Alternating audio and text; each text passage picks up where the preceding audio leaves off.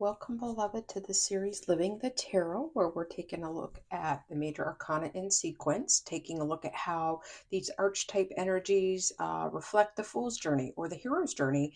And this is a chance for you to build a relationship with the card if you haven't, to really meditate on it and see how this fits in your life with you being the Fool or the hero in your own journey.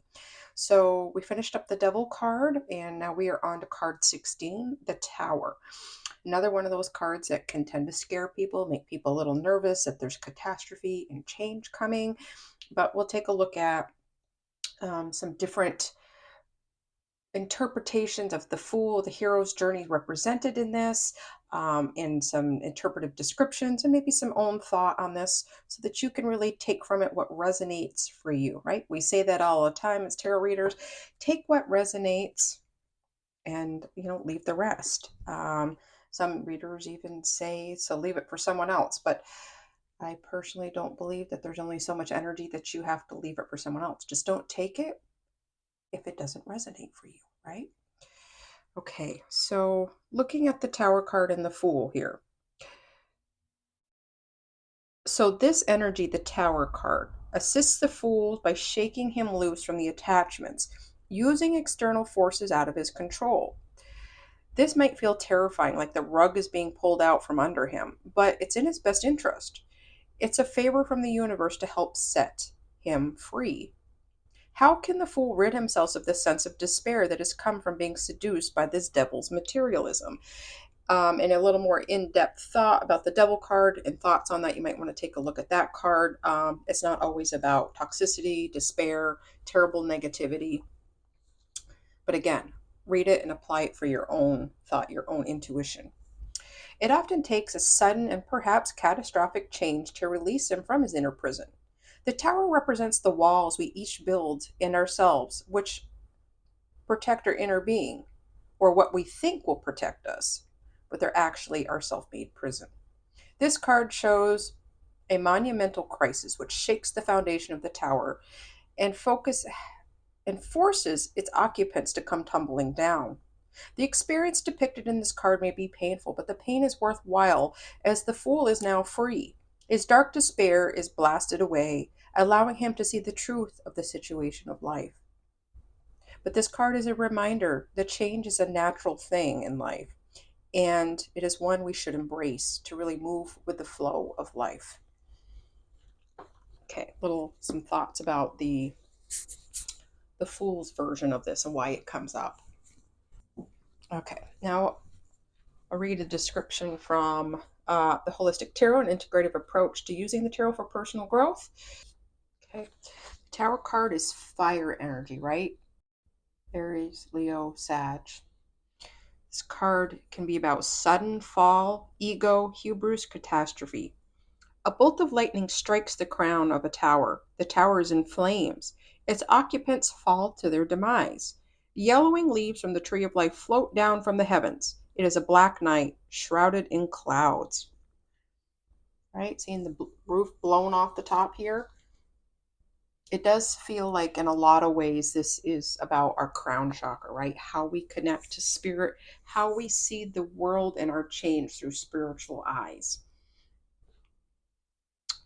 The Tower expresses downfall as a result of one's selfish, egotistical ambitions. It can be about just life circumstances too, our ways of thinking and patterns. It is a sudden change, a jolting event that will shake the seeker to his or her foundation. There will be an undermining of the seeker's sense of security or stability. However, new revelations will come after this jolt. The aftermath is truth. The gold lightning rod suggests that there will be a sudden epiphany, realization, or significant spiritual growth through the period of the seeker's life. The falling crown symbolizes toppling materialism, thwarted materialistic ambitions. Again, I don't know if I really believe with that. Believe that it has to be materialistic. When you're looking at like the Judgment card, it suggests an epiphany, a realization that leads to like the World card or divine fulfillment. Whereas the Tower card, suggests an epiphany, a realization that leads to rebuilding and reconstruction, right? Getting down to that foundation to make sure our foundation is solid and not cracked. Like your belief system, your priorities, your values. So in the Tower card, the seeker is still far from divine fulfillment, bringing in that spirituality. The Tower often appears in readings for the cutthroat ambitious, for those who embody the combination of ambition, ego, pride, and talent. Sure, the seeker is talented and skilled, but if the ego and pride are not kept in check, the seeker will fall. The card may call to mind the Tower of Babel. The seeker ascended to the top full of hubris and through ruthlessness and cunning. However, the seeker's ego will be struck down to humility. This is good news, actually. There will be a lesson in humility. Wisdom will be gained in the end. What do you think of those things? Does it feel like it would be very fun to face? Is it? Would make it almost feel like this is a negative card, but it's actually a good thing.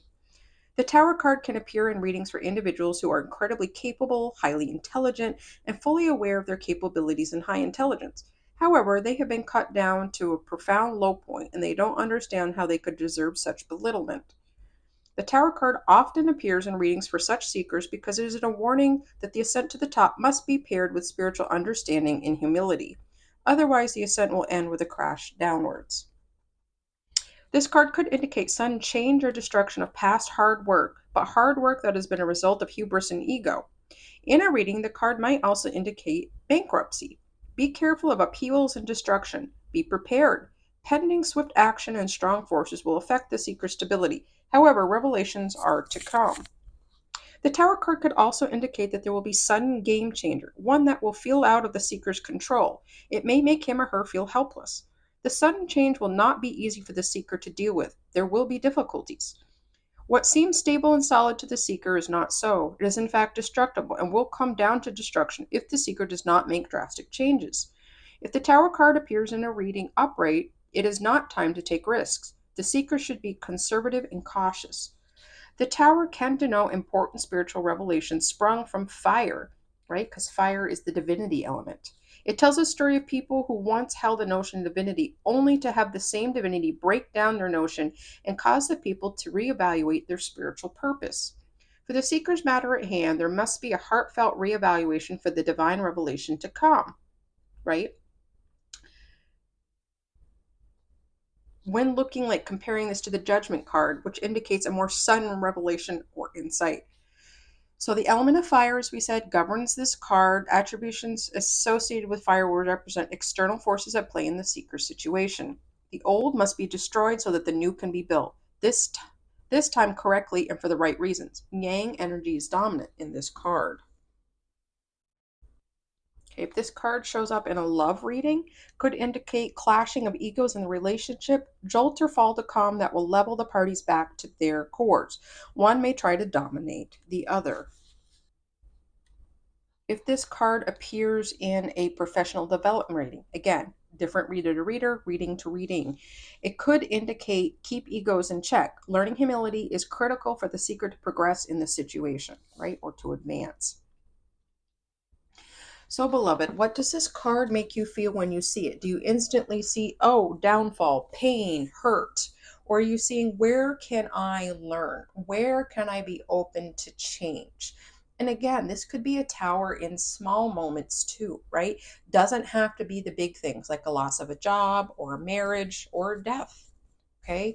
It could indicate, when you were just feeling like things need to change, right? Something happened and kind of woke you up. Um, Maybe you didn't get a great grade on your test and you really are realizing how much more you need to study, right? Maybe you didn't get a great review. Doesn't mean you're going to lose your job, but maybe it's got you thinking, is this how I'm seen? What do I need to change so that I can grow my character, my skills, but with my how I'm seen by my company and coworkers could indicate any number of things. And it doesn't have to be big, but it may feel bigger than it is, right? We may feel shook to the core over something that we might normally see as being small. This can also indicate, in my opinion, like past things that we need to deal with, right? Maybe if you have any kind of trauma and you get sort of a trigger or flashback that maybe you need to go back and kind of look at healing these things, right? I think healing is like layers of onion, right? We take off a layer, it may be weeks, months, even years before something kind of comes back around and says, we need to forgive more, right? That could even be forgiveness of ourselves for allowing something to happen or not noticing. It could also be just there's some notice that needs to be taken care of here before it becomes something bigger, right? Could be just a little rumble or gurgling of things and not a downright like earthquake or tsunami. So, beloved, what do you think about this card and how can this benefit you in your current situation? How could the awareness of these energies helped you in the past or perhaps prepare you in the future? If you were to draw this card and meditate on it, what might you think, right? We've got the little yods here, which are divinity, God. We've got the crown chakra. Yes, this particular interpretation said it was about materialistic. Again, I don't believe it's just material. It might manifest in the material world somehow, right? You might feel it physically in your body. You might feel, right? There may be problems with finances. There may be problems with a relationship, but it's not all out like total destruction and demise. But if this card was to come up, how does it make you feel? I bet it doesn't feel very divine or spiritual when something happens, but really taking a look at how all things are connected spiritually. We're all connected. All right, beloved, I hope you have a fabulous time meditating on this card. And feel free to leave in the comments with your findings, your meditations, what you know, how this resonates for you, not somebody else, how it resonates for you. And this will take on different aspects throughout your life, right? You'll start to see things differently, perhaps even be more open and aware. So, beloved, have a great day and stay grounded.